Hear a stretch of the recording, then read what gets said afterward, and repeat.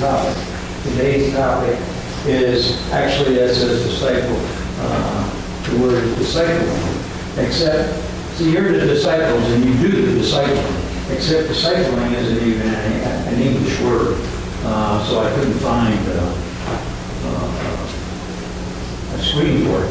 But I think we all pretty much know what it is. What we're going to talk about right now is just a different avenue of how to do the type of discipling that we're talking about in this particular series. The most important thing about discipling that you can remember is quite simply, just do it. Just do it. I was going to get a nice thing up there, but that's okay. They made famous those two words, just do it. And they're ever so important. You're following this series and you're participating in this series. I can give you the heart of Mother Teresa. It's not that difficult. The things that she did doesn't differ very much from the things that you do. It's the way that she did them. I can give you her heart. What I cannot do is give you her results. I cannot give you her results because she was famous.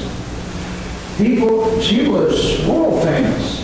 People around the world knew who Mother Teresa was, and if they wanted to have any questions about her, what they did is they researched her. And once they researched her, then the answers that they got led people to Christ Jesus. And that's how she did the majority of her ministry. She did more discipling by just being who she was, without any one-on-one contact, than anybody else in the world. Got more people to be a disciple just by the way she was, the way she acted, the research that people did, what they found out about her. We, on the other hand, we're not famous. We made a decision to lead by example. So the question becomes then, who exactly are we leading if nobody's looking? And that's what we're going to talk about a little bit today. That's why today's title is so important. 6 days a week, we're out there in the world where our target group is the pagans. What exactly is it that we're supposed to be doing out there? If we're going to change the pagans, if we're going to change them or help them to see who Christ is and what Christ wants and what Christ has done, then we're going to have to get to know them. We're going to have to start making friends with them. We're going to have to be getting them to the point where they want to look at us. Now, all of this is notwithstanding our own group of friends, our own group of family, our own group, our own little circle that we currently have. If you have friends or family in that group, then yes, they're targets that you want to work on. And I'm sure you have worked on them by the way you live, because that's what they're going to be looking at. But nobody else is going to be looking at the way you're living unless they're your friends, unless they're your family, unless they're associated with you in some way. Perfectly fine to live an upright and moral life that you teach each and every Sunday here. But it's perfectly all right to live by loving everything that you do, by loving everyone. It's perfectly all right to live smiling at everybody you meet, everybody you pass, and even making the stranger that you just passed look back and see who that was that just passed them, because they changed them, they smiled at them. It's ever so important that you remember. Now, understand, when you pass somebody and you smile at that person, you've changed their life. And I'll tell you how you changed their life. We went through the series sometime 2 or 3 weeks ago about how that changes them. But I also want you to know something else. What that smile was is what I call a seed. You may never meet that person again for the rest of your life. You may never see them again for the rest of your life. But you dropped a seed that I guarantee you God will use down the road by somebody else. That's what you have to keep in mind. Even though you'll never see the results, God will see the results. But for us, our targets are going to be friends that we make, the people who are going to get to know us, the people who are going to eventually see the way we live. That's how we're going to lead by example. When we get to that point where they're our friends, then they're going to look at us. Then they're going to see the things that we do, the way that we think, the God that we love. But it's only after they become our friends that they start looking. It's only after that, at that point, we might become comfortable asking them to go on an act of kindness mission with us without using those words. It's only after then that we might invite them to visit a lonely man or a lonely woman in a nursing home with us. It's only then, after then, that we might invite them to go with us as we deliver a cake to somebody who lives alone, or somebody who's sick, or somebody who's needy, or whatever the case may be. It's only after we get to know them that we can invite them on this little mission to drop food off at the food pantry.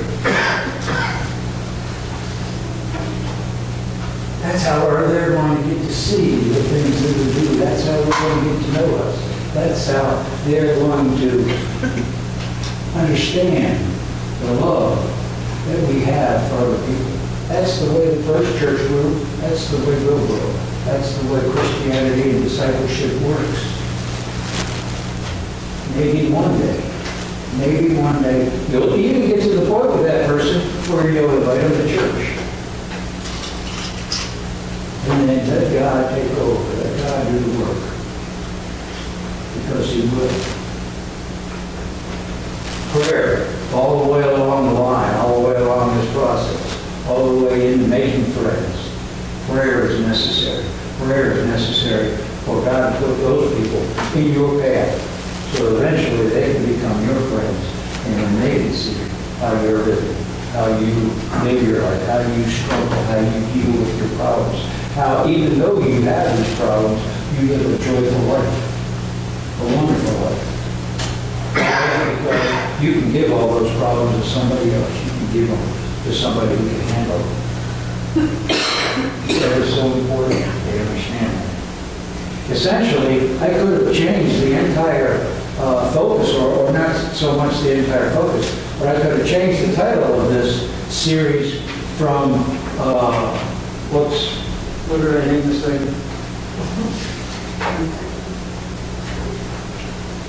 Your impact on the world for His kingdom. I could have changed that to say, make friends and change the world. And that would have been just as applicable because we're going slow. We're taking our time. We're taking small bites out of this thing called discipleship. We decided to lead by example. So now all we have to do now is get somebody to you. Friends. Okay. So I mentioned during that it would be nice if you got together with them and you invited them to go and visit a lonely man or woman in a nursing home. That's number 20 on your list, by the way. I hope everybody read this. I hope everybody's actually started on doing something things like this. Because it will eventually change your life. But what will change your life more is if you love the thing that you're doing. That small act of kindness. What will change your life more is if you smile through that act of kindness. If you're getting that habit of turning your mouth upward during the week, it will change your life. And that will change other people's lives. But anyway, number 20 on your list was to go out and to see a lonely man or woman in a nursing home. And we can't exactly invite somebody who's our new friend to go do that with us if we're unfamiliar with it. So that brings us to this week's project. But before I get into this week's project, I want you to know a little bit about getting old. Now, if I put the period there, most of you, or a lot of you, could look at me and say, hey, I got this down already.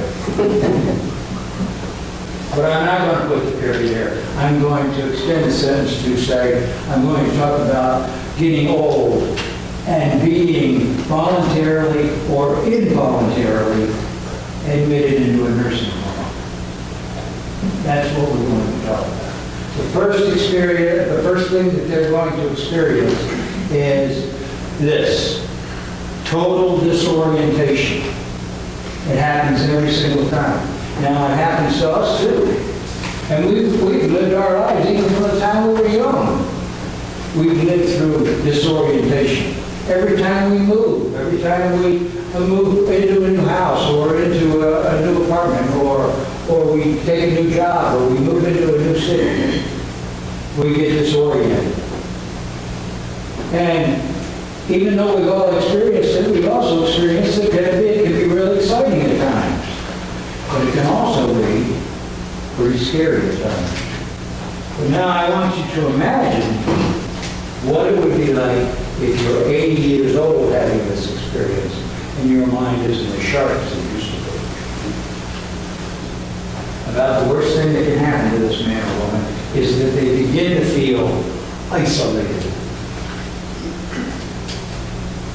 If they're not mentored through this pretty quick, it can turn into a really ugly permanent situation. Studies have shown that isolated elders have a 59% greater risk of mental and physical decline than their more social counterparts. And as I was researching this, that statistic kind of got to me. And the best description I could come up with was this lady and what she said. Her name is Barbara Dane. She's an 85-year-old jazz and blues singer in Oakland, California. And she said this. She said, as you get older, you see the world writing you off. So you tend to become passive and you think, I don't want to bother anybody. You lose contact with your own kind, your tribe. And before you know it, you're feeling bad. It's kind of like a self-fulfilling prophecy. Your eyes start to fasten on the sunset, and you start walking toward it. The reason I picked this woman was because she said these words, and she has money. She has fame. She has friends. She has people that follow her. She has people that she can afford to pay to be around her, to serve her. And she said these things. My goodness, if that's the case, what about the common Joe Blow, who doesn't have any money, or has outlived all of their friends, or doesn't have any family, or family that cares about them now that they've gotten older? Essentially, what they feel is what I believe is probably one of the saddest feelings in the world. It's called lonely. So here's what I'm proposing for our final Change the World project. I'm proposing that we as a church team up. Now I say we as a church tongue-in-cheek.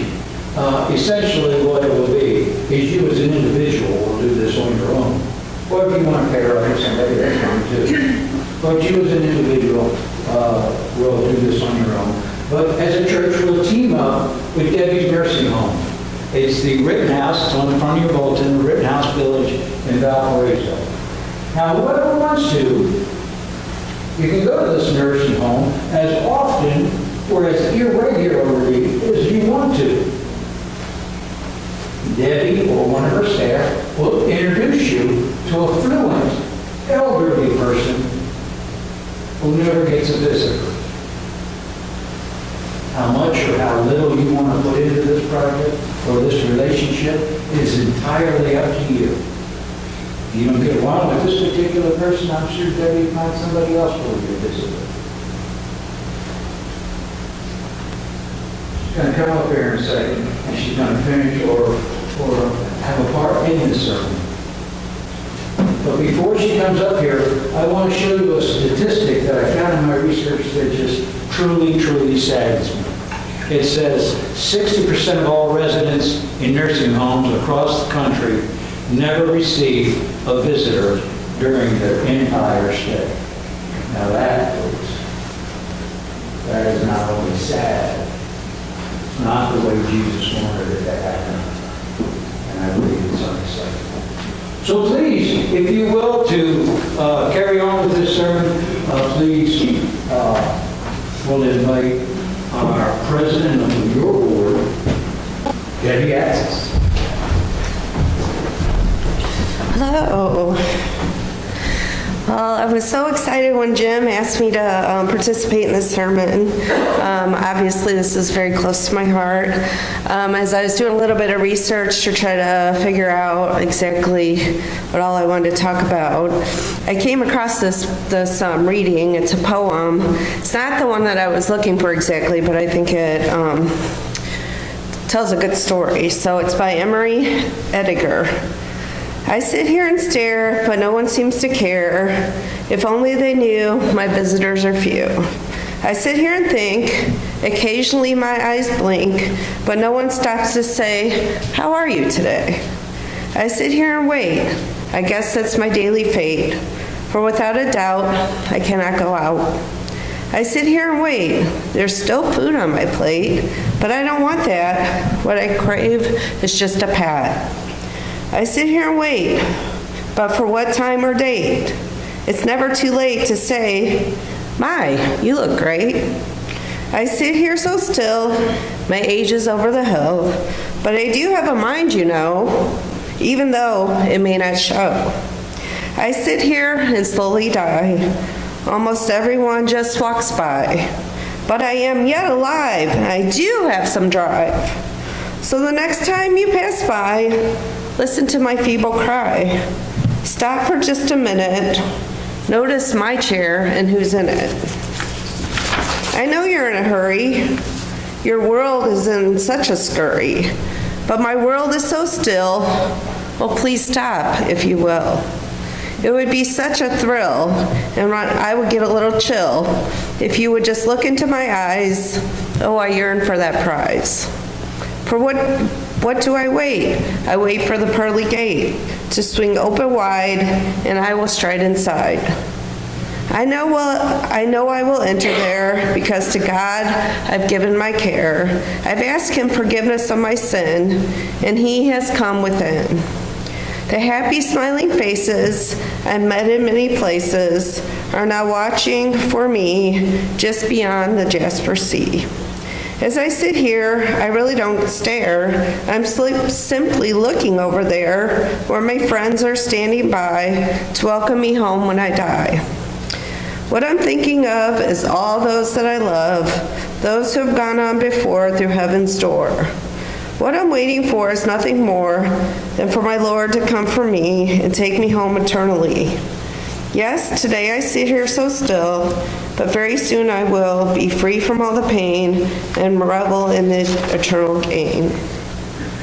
So this is just a note from the author. It says the first half of the poem is a real tearjerker, but it does end on a very happy note. She says, I wrote this poem about 33 years ago when I had a ministry in a nursing home. The one thing that bothered me the most was the fact the residents there were so lonely. I would encourage everyone to take just 1 hour per month of your busy schedule to go and cheer up one of those precious senior citizens. You don't have to know anyone there. In fact, it's better in some ways if you don't know them, because they will gain a new friend. And you just might surprise yourself to find that you have gained a new friend also. So I thought that was very apropos for what we're talking about today. So now on to my story. The year was 1992. I had just graduated from nursing school. I was 22. I was going to change the world. I was so excited. I got my first job at a local nursing home in Valparaiso. If I have to be honest with you, it was never my plan to work in a nursing home. It was never my plan to take care of old people. It was never my plan to follow this career path. But God knew better. He knew that the moment I walked into the nursing home for the first time, my life would never be the same. I've had the pleasure of working in long-term care for 25 plus years. For the first 19 years, I worked as a nurse and was blessed to be able to provide patient care. For the past 6 years, I've been the executive director in an assisted living community in Valparaiso called Rittenhouse Village. I cannot even begin to tell you the relationships that I have built over the years with the thousands of residents that I have had the privilege of taking care of, or at least being part of the teams that have provided a quality of life to the seniors in our care. Just yesterday, I stood at the doorway of my community and clung tightly to a resident as she was moving to another community so she can be with her husband. I had tears in my eyes as I write this. I love her just as I love each and every one of them that I take care of. I will be honest, they're not all easy to love. But you know what? I take my job very seriously, and I totally think that this is the ministry that I have been called to do. I give everything that I am to make sure that each and every one that enters the doors of the communities that I have worked get the best quality of life that I can give them. I have worked at 4 different places since 1992. I spent 14 years at Life Care Center of the Willows in Valparaiso, which is a little nursing home. A little under 1 year at Whispering Pines, which is now called Aperian Care in Valpo. 4.5 years at Oak Grove Christian Retirement Village in DeMont, and have spent the last 6.5 years at my current community, Rittenhouse Village. The knowledge that I've gained has been unlike anything in my life. No, I'm not talking about the book knowledge that I learned in my training or my continuing education training that I attend every year. I'm talking about the knowledge that I've gained from each and every person that has touched my life during the wonderful times that I spend at my communities. Pastor is absolutely correct when he says seniors that move into the community, whether by choice or not, go through so many emotions. Think about what someone gives up when they move into a community. They're giving up their houses, the place that they have spent a large part of their lives, the place that they raise their children, the place that they are most secure. They give up their car. They give up a large portion of their personal belongings. Depending on what type of community they move into, sometimes they only get to bring some of their clothing and maybe, if they're lucky, a few personal items. If they're lucky and get to move into an assisted living community, they may get to bring some of their few furniture and a few more of their personal items, but I promise you, I guarantee you that they are leaving a lot behind. Oftentimes they're moving after they have lost their spouse. Sometimes they have outlived their children. Sometimes they may even have to leave behind their cherished pets. They're losing the ability to make independent decisions. Yeah, yes, we do try to keep them as independent as possible, for as long as possible. But we know that there's a lot of independence that's gone. After all, they kind of conform to our schedule, and we don't always conform to theirs. Occasionally, they're giving up their ability to live alone. They may have to move into a place, have a roommate, someone that they don't even know. Can you imagine? Could you imagine having to give up all of your independence and move into a community, move into an apartment or a room, a quarter of the size of this sanctuary, living with someone that you don't even know, that you probably may or may not even like? Can you put yourself into their shoes? Now, don't get me wrong, for everything that they're losing, they also are gaining. They're gaining a whole new family, a set of people that really, really do love them.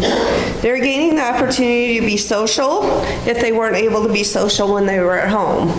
Because some people, when they're at home, they don't have the means or the ability to be social and go to the places that they want to go to. So when they move into a community, then they're afforded that opportunity. They're given the opportunity to gain new friends. They're given the opportunity to have their needs met. They're given the opportunity, they don't have to cook or clean any longer. They don't have to make their bed. They don't have to do any laundry. So those are all things that they're gaining. So that's not all bad, right? Having someone cook and clean and meet your every need. But I'm sure if you ask most people that move into a nursing home or assisted living community, they will tell you without a doubt that they would rather still be at home. I would like to just take a few minutes to share a few stories with you. I currently have a man that lives in my assisted living community.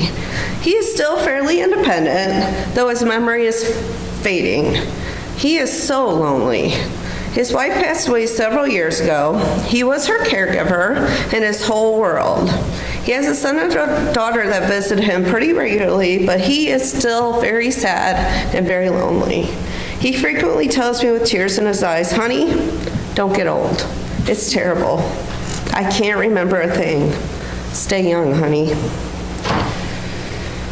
I was a fairly new nurse, and I took care of a resident that had absolutely no family at all. Back then, when I worked at the Willows, we had inherited several people from the old county home. There used to be a county home in Porter County, and it closed down, so we got a lot of the people from there. To say this particular lady was not very nice would be a huge understatement. Her legs were contracted like a pretzel, and she had dementia, wasn't able to say much of anything, but she was able to curse like a sailor. I must say that the staff was great with her. They cared for her and made sure that she had somewhat of a quality of life. The best that she could have been given in her physical health.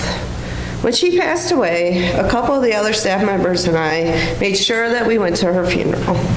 We knew that she did not have anyone, so we became her family. Imagine this. It was so sad to walk into the funeral home and not have anyone there. No flowers, no pictures, no cards, no one talking about how wonderful this lady was in her younger days. Nothing. It was so sad. I'm so glad that she at least had a few people that cared for her. There have been many times during my years of working in long-term care that I have been able to be at the bedside of people that have passed. I have been able to pray with them. I've been able to pray over them. I have been able to watch them take their last breath. And there's not, no one should die alone. No one should not have that opportunity. One more quick story. There was another cute lady that lived at the Willows. She did not have any family that visited her. She had a friend that came occasionally, but she didn't have any children, and her husband had passed away. One Christmas, there was a group of people that I worked with, another nurse and a couple CNAs, that we just wanted to make sure that some of the residents that didn't have any family, that they had a great Christmas. So we loaded them in our car, and we took them to the other nurse's house, and we had a Christmas tree, and we had Christmas dinner, and just had a really good time with the residents that otherwise wouldn't have anyone. I can go on and on and on with stories like these. Unfortunately, there are too many examples of residents that do not have any family. Their friends have all either passed away, they're too elderly to drive themselves, and they simply do not have anyone that is able to come visit with them. So what can we do to help? What can we do to make life better for a lonely senior? It is so heartbreaking to see someone that is sad and lonely all the time. I am blessed to work at the community that I work at. The staff is wonderful and treats each resident like family. Our residents' family members are wonderful as well. A very large percent of the residents do have frequent visitors and are able to go places and still have a wonderful quality of life. But there is a percent of residents that do not have anyone, no one that comes to visit them. These are the people that we could step up, make their lives better with a quick visit. We can do our part to combat the loneliness and isolation that is felt when someone has no one. In Valparaiso alone, we have 5 nursing homes, 3 assisted living communities, and 1 independent living community. That is roughly, and I'm probably guessing a little low, but that's roughly 700 seniors that live in nursing communities just in the Valparaiso area. That doesn't count the outlying areas. Imagine what it would be like to take an hour of your time to visit someone that would really appreciate the visit. You would truly be making a difference in someone's life. We are all aging. Think about what it would be like for you. You are forced to leave your home, most of your possessions, and move into a place that you're unfamiliar with. I'm sure you would feel a bit depressed, lonely, and isolated. Thank you for letting me share my passion with you. I could stand up here all day, literally all day, and talk about my people. I love them, each and every one of them. I often get told, it takes a special kind of person to do what you do. And I think to myself, well, this is what I think about people that work with children. Let me tell you folks, there is nothing special about me. I love what I do, and my life is much better because of it. I always say that I could write a book about my experiences, but truth be told, who couldn't? Ladies and gentlemen, we can make a difference. We can be the shining light in someone's life. We can do our part to make someone else feel loved. Thank you. Amen.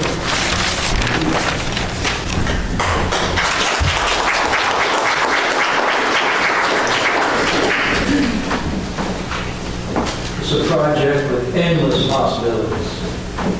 Every day it's a new possibility. It's your possibility, it's your option, it's your opportunity. This is an act of kindness.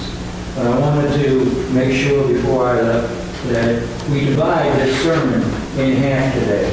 Understand that it's not necessarily our job to go to a nursing home to convert someone who might be converted. That can come down the road, that's entirely true.